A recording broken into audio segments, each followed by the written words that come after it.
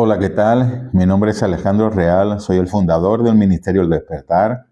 Un capítulo más, darte la bienvenida a este manual de formación espiritual. Recibo un cordial abrazo desde aquí, desde España, la ciudad de Algeciras, en el campo de Gibraltar.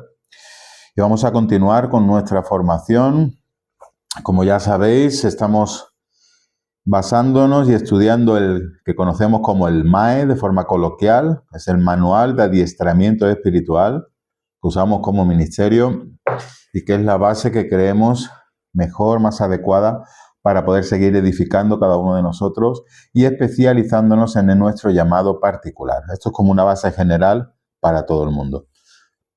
En el capítulo anterior veíamos una triada, hablábamos de la gracia, la fe y las obras. En el capítulo de hoy vamos a seguir con triadas, esta vez con una muy particular que es el espíritu, el alma y el cuerpo. Así que si estás preparado, ya sabes, toma tu libro. Si no lo tienes, puedes encontrar el enlace de Amazon abajo en la descripción para que puedas seguir y que tu formación te pueda ser totalmente útil también después como material de consulta. Vamos allá con el espíritu, el alma y el cuerpo. ¿Cuál es la configuración humana? Hay muchísimas teorías, muchísimas religiones, muchísimas filosofías, muchísimas teorías respecto a esto. Ahora, ¿qué dice la palabra de Dios? ¿Cuál es nuestra configuración? El ser humano, ¿cómo se han formado? ¿Cuántas partes lo componen? En el sentido teológico. Pues muy bien, si leemos, por ejemplo, en la primera epístola a los Tesalonicenses, capítulo 5, versículo 23, vamos a leer lo siguiente. Y el mismo Dios de paz os santifique por completo, ¿vale? Y todo vuestro ser, o sea, que Dios os santifique por completo, en su totalidad, en vuestra totalidad, y todo vuestro ser, vuelve a recalcar y especifica ahora, espíritu, alma y cuerpo, sea guardado irreprensible para la venida de nuestro Señor Jesucristo. Así que el apóstol Pablo nos responde claramente a la pregunta que hoy nos traemos entre manos. ¿Cómo se configura nuestro ser en su totalidad? Pues aquí ya tenemos la respuesta. Dice el apóstol que todo vuestro ser al completo, y para que quede claro que se refiere a todo, a la unidad completa, especifica las tres partes. Dice todo vuestro ser, que sería la unidad completa, que se divide en tres partes, espíritu, alma y cuerpo. ¿Vale? Como hemos dicho en este pasaje, el apóstol Pablo hace una definición de la composición total o de la configuración del ser humano. La palabra de Dios nos enseña, por tanto, que el ser humano está compuesto de tres partes, como hemos visto, el espíritu, el alma y el cuerpo. También en Hebreos 4:12 hará referencia a nuestra alma y a nuestro espíritu. El cuerpo yo creo que lo damos por sentado, ¿verdad? Pero bueno, aún así el apóstol Pablo en este capítulo, en este versículo, es totalmente claro y diáfano. Este tema realmente es muy complejo, porque es un tema ya más filosófico, es un tema muy profundo en realidad. No es sencillo en el sentido que en las mismas escrituras vamos a ver como a veces se usan como sinónimos o se entrelazan o se intercambian términos como alma, como espíritu, como corazón, como mente. O sea que no es tan sencillo, no leemos un versículo, este versículo es clarísimo, pero después es bueno explicarlo y es necesario explicar esto. Primero porque es un tema súper complejo, muy profundo. Y después porque en la misma palabra de Dios a veces se usan como sinónimos diferentes términos y nos puede llegar a confundir, ¿vale? Y aparte de esto hay muchas escuelas de pensamiento y cada una tiene una teoría diferente. Ya os digo, es un tema como muy filosófico, un tema que da para pensar mucho. Estamos hablando de la configuración total del ser humano en el sentido espiritual, imagínate. Pero como ya sabéis, este es un manual donde nos vamos a centrar en las partes, o sea, en sacar los conceptos básicos, los más entendibles, lo más prácticos posibles, para que sobre esta base podamos nosotros edificar. Porque si nos perdemos en muchas profundidades, una de dos.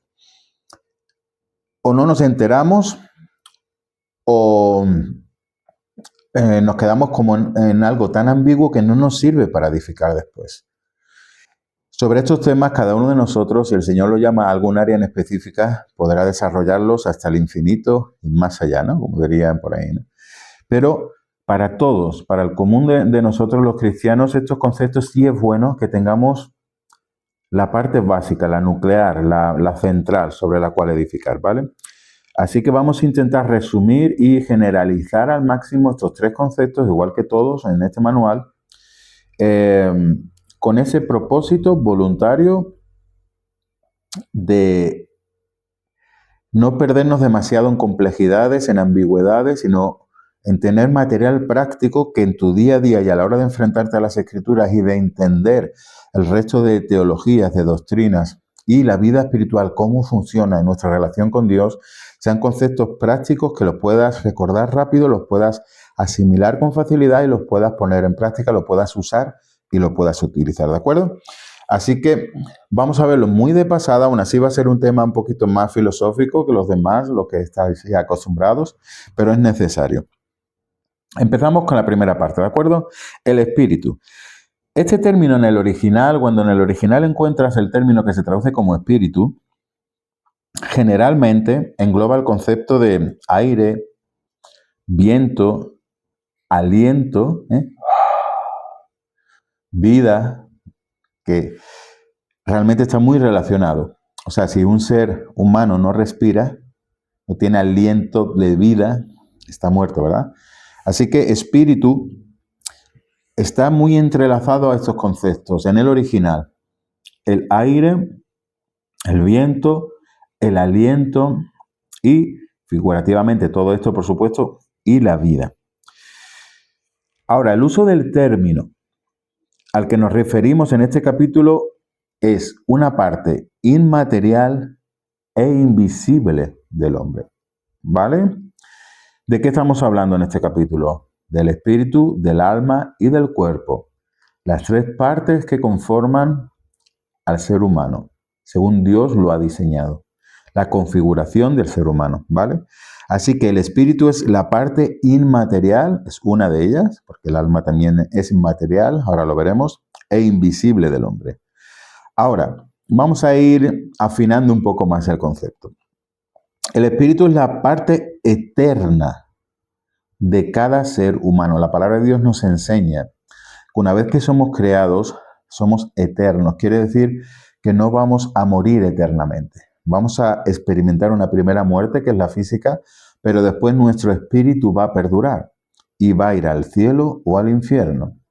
El infierno en este caso se le llama la segunda muerte, porque no es el diseño original de Dios para el ser humano, ¿vale? Pero como es el peor de los destinos, vamos a encontrarnos que a veces se refiere a las Escrituras, o teológicamente, cuando hablamos del infierno, hablamos de la segunda muerte, ¿vale? Pero aún así nuestro espíritu va a perdurar por siempre, por los siglos de los siglos, ya sea con Dios en un lugar de paz, de gozo y de deleite, o en el infierno en un lugar de tormento, de sufrimiento, de soledad y de angustia. Así que una vez que nacemos, una vez que Dios nos imparte espíritu, esto es una parte eterna que siempre va a perdurar. Y esta parte es la que diferencia, la que nos diferencia en esencia de cualquier otra persona. Cuando hablamos de identidad. ¿Por qué? Porque puede cambiar el físico, puede cambiar el nombre de la persona, pueden cambiar sus gustos, pueden madurar sus emociones o cambiar, a veces no hacia mejor, incluso hacia peor. Puede cambiar la voluntad de una persona, pero nunca va a cambiar su espíritu. Por eso nos referimos en este capítulo al espíritu como su verdadera personalidad, su verdadera esencia. Ahora estamos en una época que está muy de moda, los cambios estéticos, personas que cambian completamente su apariencia física. O sea que hay cosas que sí puedes cambiar, pero el espíritu es una parte inmutable del ser humano. Por eso nos referimos a Él como la verdadera esencia, la verdadera personalidad. Porque aunque mi físico se desfigurara por una operación, por un accidente, aunque mis gustos cambien, aunque mi voluntad cambie de un momento a otro de mi vida, mi verdadera personalidad, el espíritu, es inmutable. Y eso es una característica muy importante. Otra de las características del espíritu es que es a través de él que podemos tener relación con Dios. ¿Por qué? No solo con Dios, sino con el mundo espiritual. ¿Por qué? Porque Dios es espíritu. Jesucristo, cuando vino a la tierra, se hizo hombre, tomó un cuerpo físico como el nuestro, se hizo carne. Pero Dios en origen es espíritu. Dios Padre es espíritu. El Espíritu Santo, de hecho, se llama espíritu.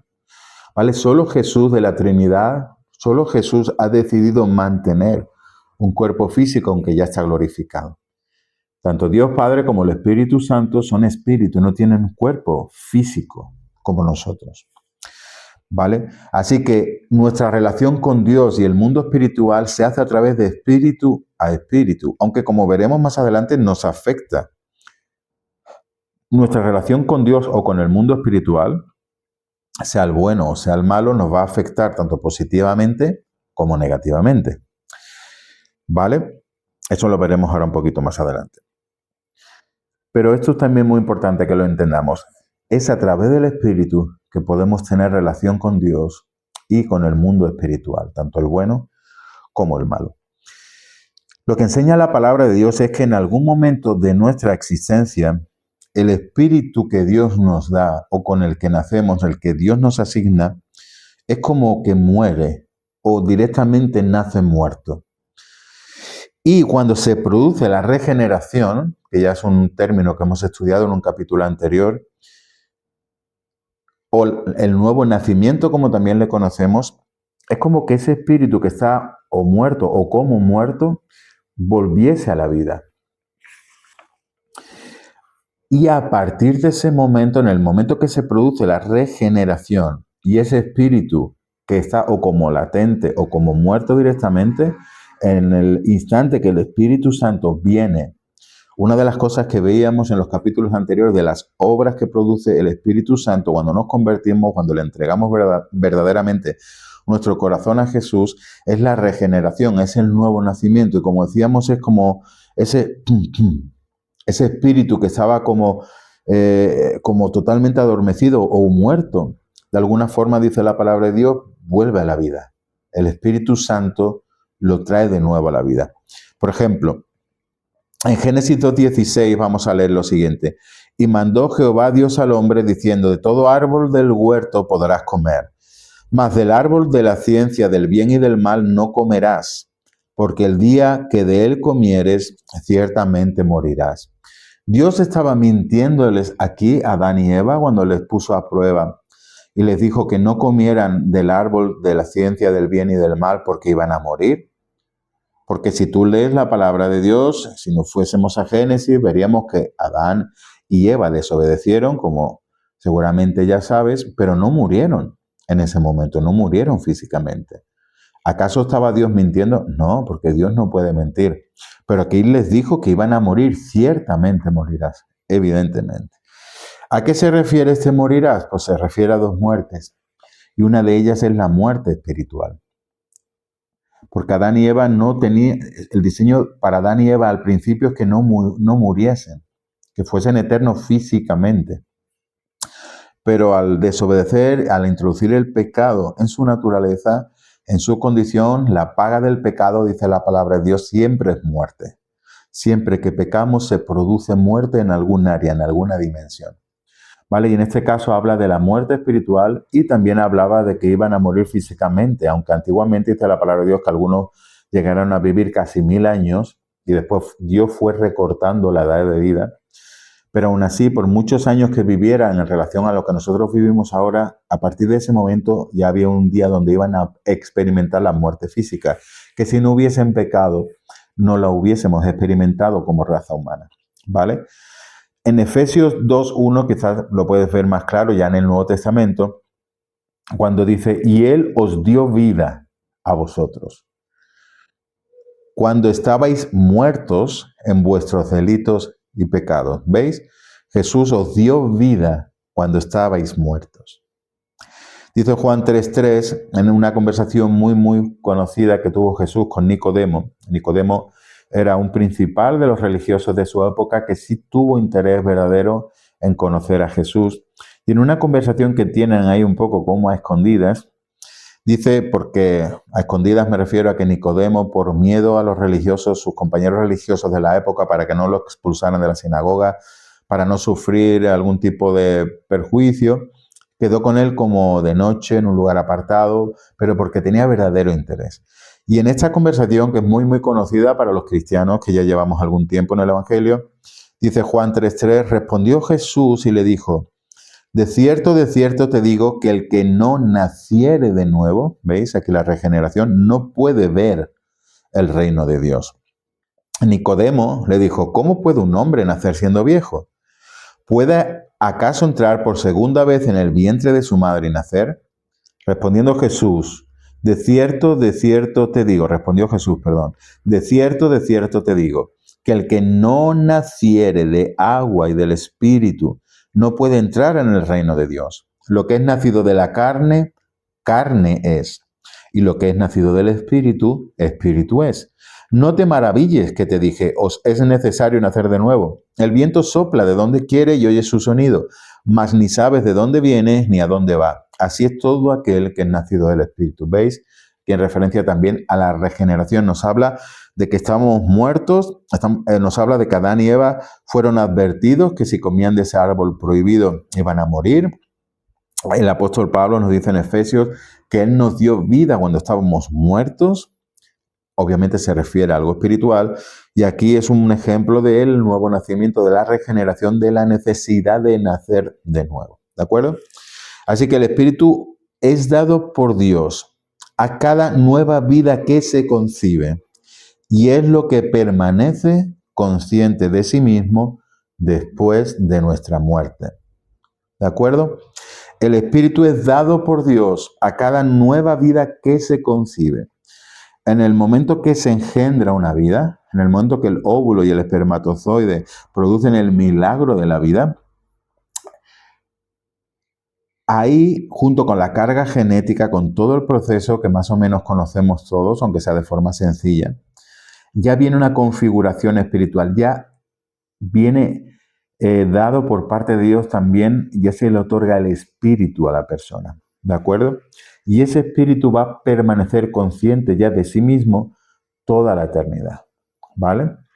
Así que es un tema que creo que deberíamos tener muy presente, porque cuando entendemos bien la palabra de Dios, cuando empezamos a comprender las cosas básicas, fundamentales, eso nos va a dar luz para tomar decisiones, para entender otros asuntos o para saber cómo posicionarnos en según qué temas o en qué dilema social hayan en cada momento, en cada cultura, ¿de acuerdo?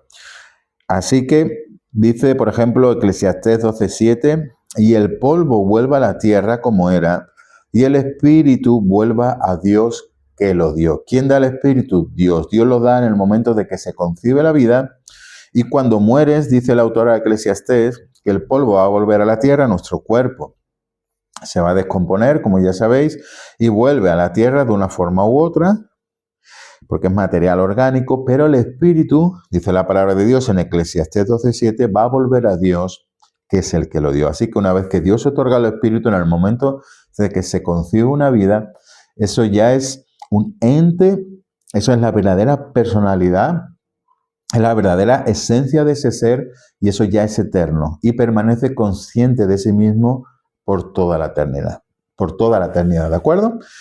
Así que eso es el espíritu a grandes rasgos, ¿vale? Y me gustaría que para que pudieses entender un poco mejor este concepto, te imaginaras quizás como tu cuerpo dividido en tres partes, o sea, como tres siluetas, como la imagen esta tridimensional, ¿no?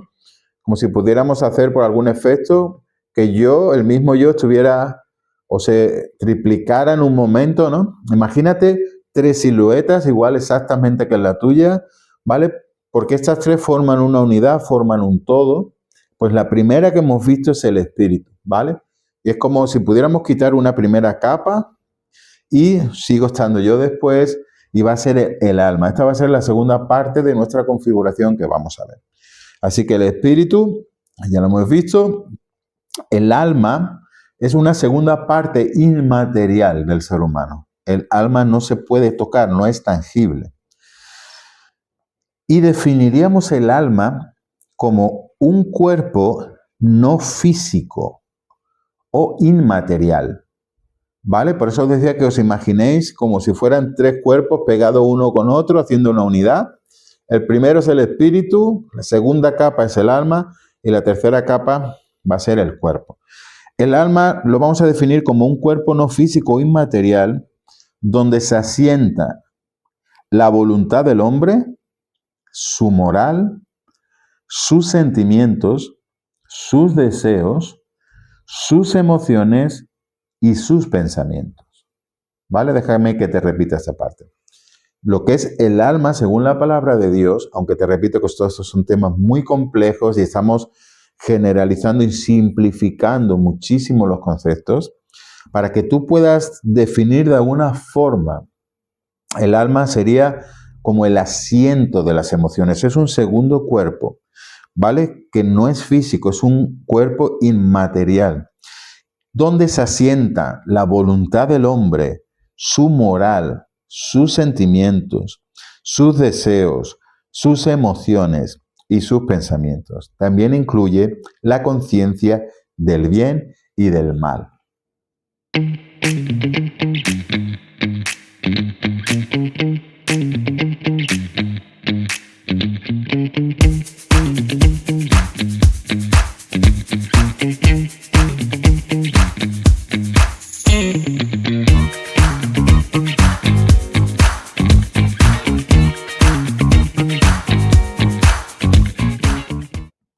Generalmente, el alma se refiere con más frecuencia a la vida física, no a la espiritual. ¿Por qué? Porque hay un momento en el que el espíritu de la persona, como hemos visto anteriormente, muere de alguna forma. Así que el alma, a partir de ese momento o desde el principio, es la encargada de dirigir la vida de la persona hasta que se produzca la regeneración. ¿Vale? Las personas, cuando nacemos con este espíritu o como latente o como muerto, como hemos visto antes, entonces, ¿cómo nos dirigimos? ¿Quién gobierna? ¿Quién lleva el timón de nuestra vida? Si el espíritu está como inactivo o muerto, como hemos visto, ¿quién es el que toma las decisiones? ¿Quién es el que vive realmente? Hasta que se produce la regeneración, en el caso de que se produzca, en el caso de que llegues a conocer a Jesús. Pues es el alma la que se encarga de dirigir la vida de todas las personas, ¿vale? En este sentido, el alma se refiere, en la palabra de Dios lo podemos encontrar también como mente o corazón, ¿vale? Por eso decía que a veces es complejo porque la palabra de Dios usa sinónimos o intercambia a veces los términos. Y en este sentido en el que hablamos, a veces lo vas a encontrar en las escrituras como mente o corazón, ¿vale? Así que el alma implicaría también lo que es el intelecto o el entendimiento. Y la parte consciente que las escrituras denominan como carne o viejo hombre, que ya lo vimos en un capítulo anterior, ¿vale? El alma implica el asiento de las emociones, de la voluntad, los pensamientos, pero el intelecto también y el entendimiento.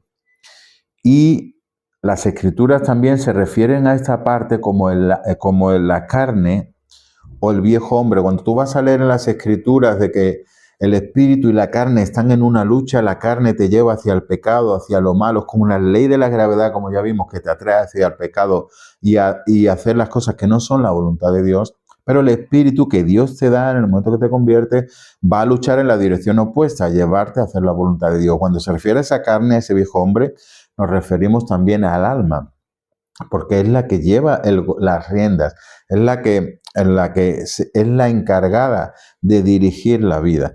Antes de que conozcamos al Señor y aún después de conocer al Señor, el alma no se desactiva, porque son inseparables. Una de las cosas que vamos a ver ahora es que el espíritu, el alma y el cuerpo tienen un vínculo, están intervinculados, están están vinculados unos a otros, de alguna forma son inseparables.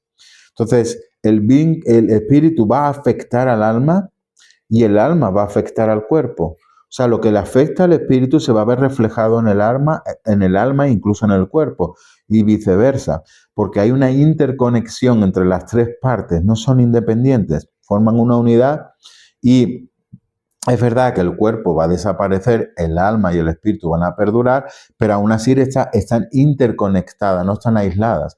Por eso cuando las personas que no son cristianas hablan de enfermedades psicosomáticas, o sea, son enfermedades del alma, en este caso, según la ciencia, sería perteneciente a la psiquis o a la psique, que sería como la mente, ¿no? Pero que llegan a afectarte al cuerpo, que es soma, ¿no? En griego es cuerpo, y la psique sería como la mente. Entonces hay enfermedades mentales o de la mente, o la mente es capaz de producir ciertos efectos de enfermedad o de dolencia en el cuerpo. ¿Por qué? Porque están interconectados. Quizás para la ciencia el espíritu esa parte no existe o no le dan validez, pero de igual forma la palabra de Dios, Dios que ha creado al hombre, Dios que tiene el diseño original, que tiene los planos en el cajón de su escritorio, si Dios abriera su escritorio y nos enseñara los planos de cómo diseñó al hombre, veríamos las tres partes. Y una, dos y tres, después es como decía, como que un sándwich se une, ¿no? Y somos uno, están interconectadas. Por eso si tú estás en un ambiente espiritual malo, te puede afectar al alma, o sea, puedes notar un abatimiento, puedes notar un desánimo, puedes notar una tristeza y por supuesto lo puedes notar hasta físicamente, puedes notar como algo no está yendo bien y como tu cuerpo está reaccionando, ¿vale? Así que el alma, hemos dicho que también incluye lo que es el intelecto o el entendimiento. Y está parcialmente relacionada, como decíamos, con el cuerpo. El espíritu y el alma y el cuerpo están parcialmente relacionados.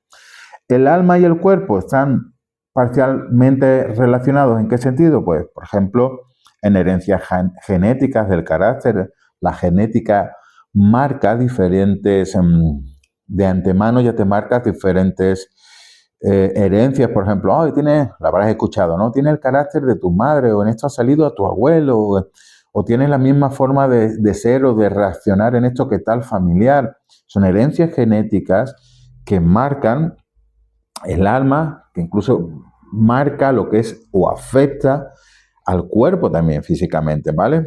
Hablamos de gustos, sobre todo en el tema de ADN, no soy un experto ni mucho menos, pero simplemente que entiendas esto, que el alma está parcialmente relacionada con el cuerpo, así como el espíritu lo está con el alma. ¿Por qué? Porque tanto el espíritu y el alma comparten nexos o vínculos referentes a la personalidad y a la esencia de la persona. Y el alma y el cuerpo, a su vez, también comparten vínculos. En este caso, podríamos ahí entrar un poco en el tema de genética, ADN y algunos temas así, ¿vale? ¿Qué quiere decir esto? Que ninguna de las partes se puede separar de la otra sin que afecte. No son separables, no son independientes, afectan, interactúan de alguna forma, son interdependientes. ¿De acuerdo? Están interconectadas. Espero que me haya explicado con lo suficiente claridad en este aspecto porque es muy importante. Porque lo que nos afecta al espíritu nos puede afectar al alma, nos puede afectar incluso al cuerpo. ¿Vale? Mateo 10:28 dice, y no temáis a los que matan el cuerpo, mas el alma no pueden matar. Temed más bien a aquel que puede destruir el alma y el cuerpo en el infierno. Mateo 22:37 dice, Jesús le dijo, amarás al Señor tu Dios con todo tu corazón, con toda tu alma y con toda tu mente. ¿Veis? Aquí ya se empieza a complicarse un poco la cosa porque, claro, en el lenguaje coloquial, la palabra de Dios nunca fue diseñada como un libro técnico, sino ha sido diseñada por Dios como un mensaje que Él quiere que llegue al destinatario, que el receptor lo pueda entender. Entonces, Dios nunca busca complejidad, Dios no busca sorprendernos con todo lo que sabe, porque literalmente se nos freiría el cerebro si Dios se pusiera a jugar a eso. Nadie puede competir con Dios en sabiduría ni en complejidad. Es el creador de todas las ciencias, de la suma de todas las ciencias. Si te sirve esto de ayuda, a mí me gusta.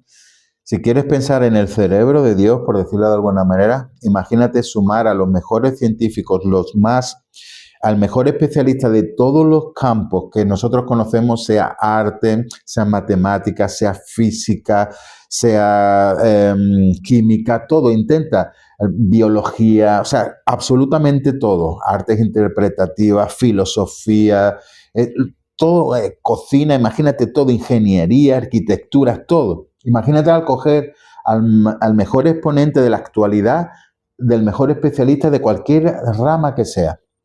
Pues el cerebro de Dios es infinitamente mayor que la suma de todos esos cerebros, porque de su mente salen todas esas ramas, ¿vale?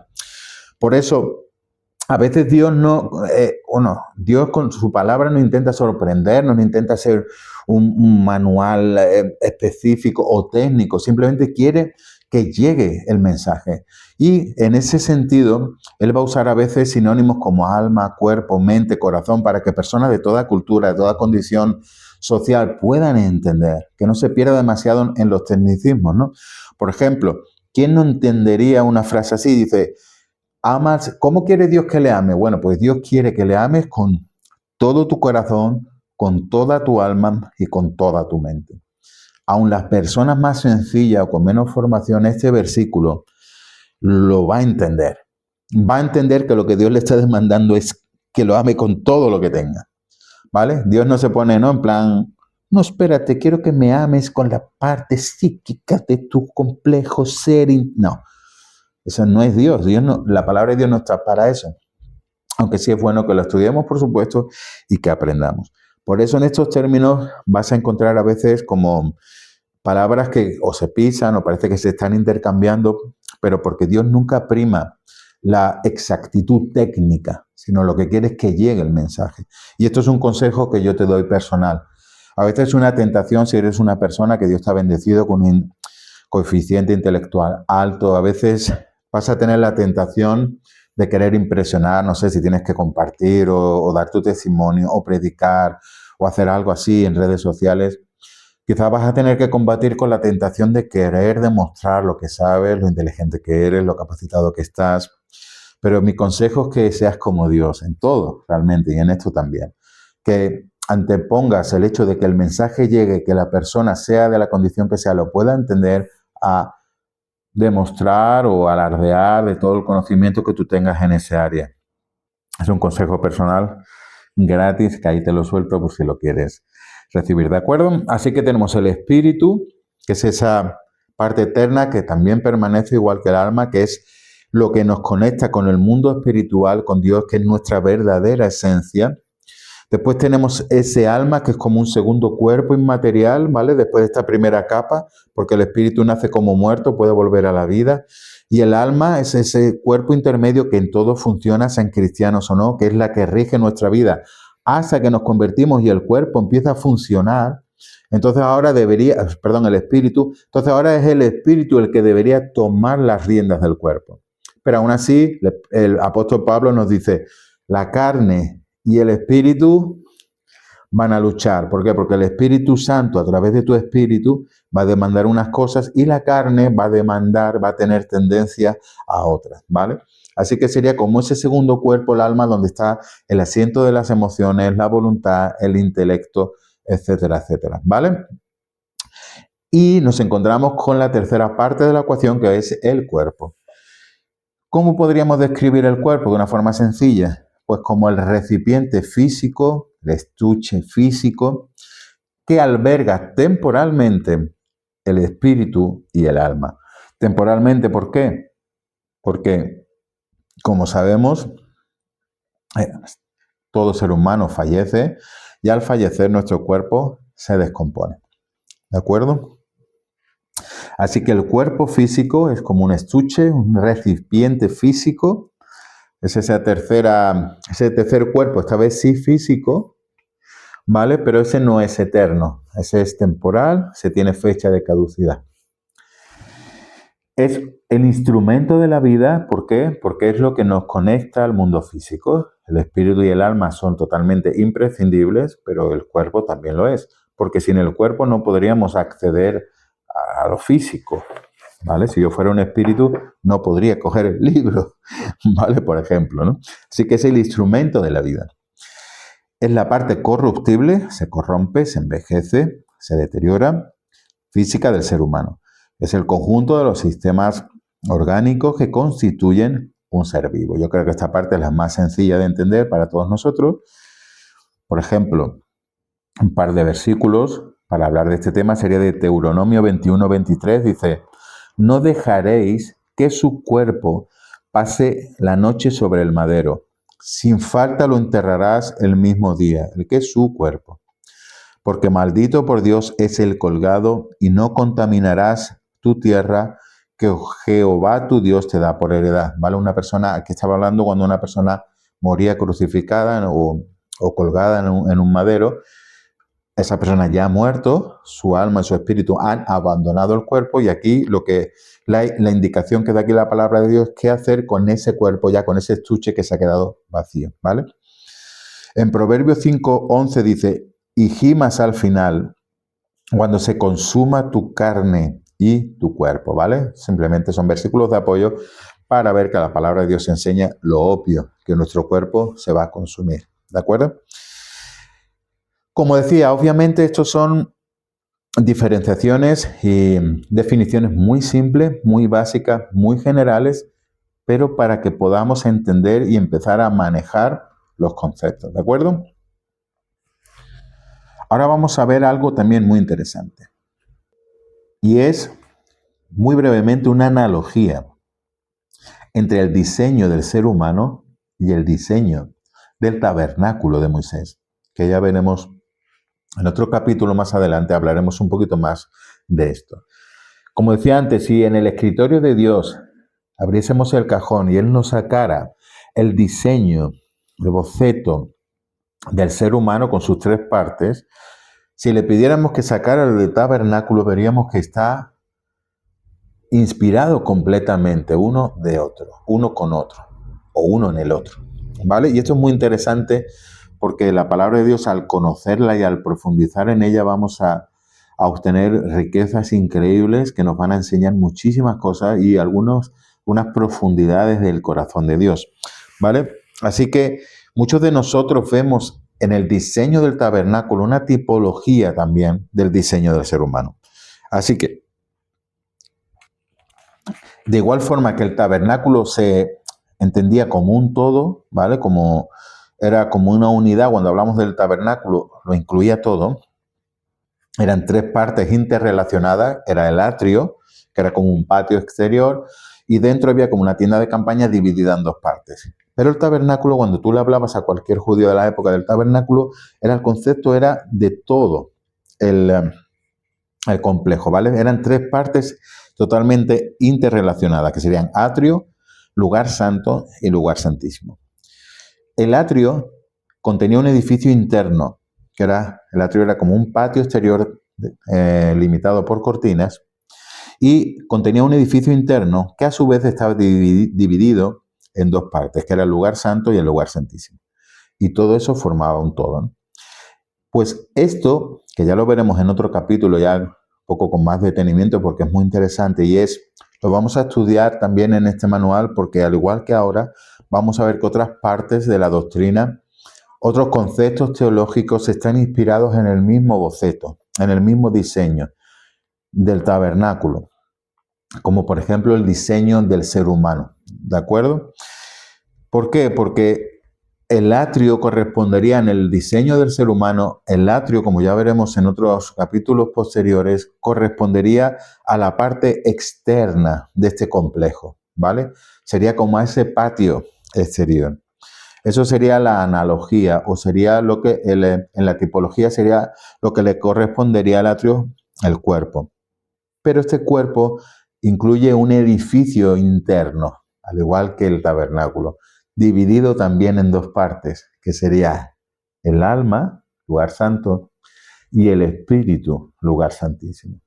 No voy a entrar en mucha profundidad en esto porque aún no hemos explicado lo que es el tabernáculo, pero sí te quiero dejar esta pequeña pincelada para abrir un poco tu mente, porque con la ayuda del Señor, dándote esta base, poniéndote esta piedra en este fundamento que estamos viendo, automáticamente voy a desbloquear revelaciones en el futuro, que quizás ahora mismo al decírtelo, dices, wow, no había caído en este detalle. Entonces, ay, ahora esto tiene sentido. Quizás, vale, por esto la palabra habla de esto, ¿vale? En el momento que yo ponga ciertas bases, automáticamente esa cimentación va a desbloquear revelaciones futuras, la posibilidad de que entiendas cosas mucho más profundas en el futuro. Ese es el motivo de este manual, ¿vale? Y una de ellas son todas, ¿no? Otra de ellas es este concepto, que el boceto del tabernáculo y el boceto del ser humano están totalmente inspirados el uno en el otro. Sale de la misma idea original de Dios, ¿vale?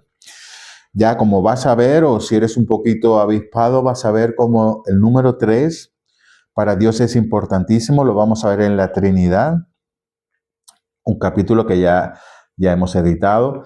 Y también va a aparecer en el tabernáculo, en estas 3 partes, va a aparecer en la configuración del ser humano, espíritu, alma y cuerpo. Nada es casualidad, porque todo parte de diseños, de bocetos originales de Dios que son complementarios, y es súper interesante lo que esto en el futuro te va a ayudar a entender. ¿De acuerdo? Así que, igual que el tabernáculo tenía un patio exterior y un edificio interno dividido en 2 partes, de igual manera el ser humano tiene su cuerpo, que sería su atrio, y un edificio interno, que sería el lugar santo, que le corresponde al alma, y lugar santísimo, que le correspondería al espíritu. ¿De acuerdo? Así que solo con una pequeña pincelada, porque este concepto quiero que ya desde lo antes posible empiece a entrar en ti, a sentarse, porque después nos va a dar pie a revelaciones más profundas y mucho más interesantes, de cómo, por ejemplo, cómo nos puede afectar el mundo espiritual bueno, el mundo espiritual malo, la diferencia de una posesión a una influencia demoníaca, que todo eso lo veremos. Puede estar un cristiano poseído o no. Pues aunque ahora te parezca mentira, poner estas piedras, hablando de un tabernáculo que a lo mejor no sabes ni siquiera bien lo que es, todo eso te va a ayudar a entender en el futuro y a diferenciar y a tener una comprensión más exacta de cómo funciona el mundo espiritual. Por eso es tan importante, ¿de acuerdo? Espero que se haya quedado claro. Las 3 partes, el espíritu, el alma y el cuerpo. Y vamos a ver las 3 preguntas finales para los que queráis animaros a responderlas. La primera sería, explica qué es el espíritu del ser humano. Segundo, explica qué es el alma del ser humano. Y la tercera, a ver si la adivinas, explica qué es el cuerpo del ser humano. Muy bien, mini punto para ti. Pues espero haberme explicado correctamente. Ya os decía, son temas un poquito más filosóficos, no son fáciles de abordar y son un poquito complejos, pero son muy necesarios porque son bases claves para aprender mucha más profundidad en el futuro, ¿de acuerdo? Así que te dejo con esto por ahora en este capítulo. En el capítulo siguiente vamos a ver un tema apasionante que es la oración. ¿Qué es la oración? Y veremos 5 tipos de oraciones básicas, que es la petición o peticiones, que son las acciones de gracias, que es la alabanza y la adoración, que es la intercesión y que es orar en el Espíritu. Todo muy, muy interesante, pero todo esto, junto con la esencia de la oración, te lo dejaré para el capítulo siguiente. Espero una vez más que hayamos podido serte de ayuda. Gracias por escogernos para tu formación espiritual. Cualquier duda puedes incluirla en los comentarios, te responderemos. Y recibe de nuevo un cordial saludo. Muchas gracias por estar ahí y que Dios te bendiga.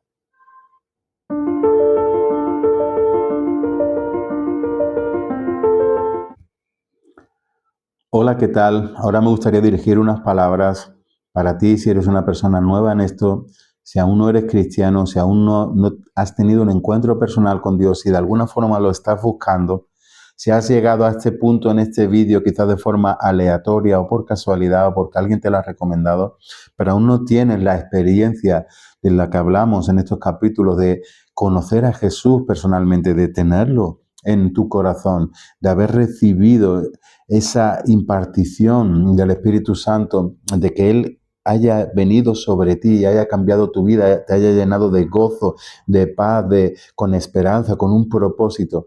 Me gustaría ayudarte, si tú verdaderamente quieres entregarle tu corazón a Jesús, me gustaría ayudarte haciendo una oración para que tú la puedas repetir conmigo. No son palabras mágicas, puedes usar tus propias palabras, pero esto es simplemente una ayuda que nos viene bien cuando somos nuevos. Conmigo lo hicieron, por eso lo quiero hacer contigo. Y si tú quieres verdaderamente, puedes repetir esta oración conmigo. Cierra tus ojos ahí donde estás y dile: Señor Jesús, te estoy buscando, te necesito. Dios, si tú existes, ven a mi vida, revélate a mí, ven a mi corazón, manifiéstate a mi vida. Yo quiero abrirte mi corazón en este momento, quiero que tú entres y quiero pedirte perdón por mis pecados, por mis malas actitudes, por la vida que he vivido hasta ahora. Me comprometo ahora, Jesús, a cambiar mi forma de vivir. Quiero entregarte mi corazón, quiero entregarte mi vida, quiero que tú la cambies, quiero que vengas a mí, Espíritu Santo. Quiero que entres en mi corazón, que me limpies de todos mis pecados, que me limpies de mi vida pasada y que puedas ayudarme a entregarle ahora mi vida a Jesús. Señor, te pido perdón por mis pecados. Yo creo que tú eres el Señor. Jesús, yo creo que tú eres el Salvador. Yo creo que tú moriste en una cruz por los pecados de la humanidad y eso me incluye a mí. Y ahora quiero entregarte mi vida y quiero arrepentirme de mi vida pasada. Y te ruego, Señor, que entres en mi corazón y que tomes mi vida y la hagas tuya. En el nombre poderoso de Jesús. Amén. Si has hecho esta oración de una forma sincera y honesta, seguramente ahora ya estás notando algo diferente en tu interior. Quiero darte la bienvenida a la familia de la fe. Quiero animarte a que en el lugar que seas, donde estés, donde vivas, encuentres una iglesia evangélica, sea la que sea, en la que te sientas a gusto y empieza a congregarte allí. Ellos, los hermanos que allí se reúnan, te van a enseñar más de Dios y te van a ayudar a dar tus primeros pasos en la vida cristiana. Así que bienvenido a la familia de la fe.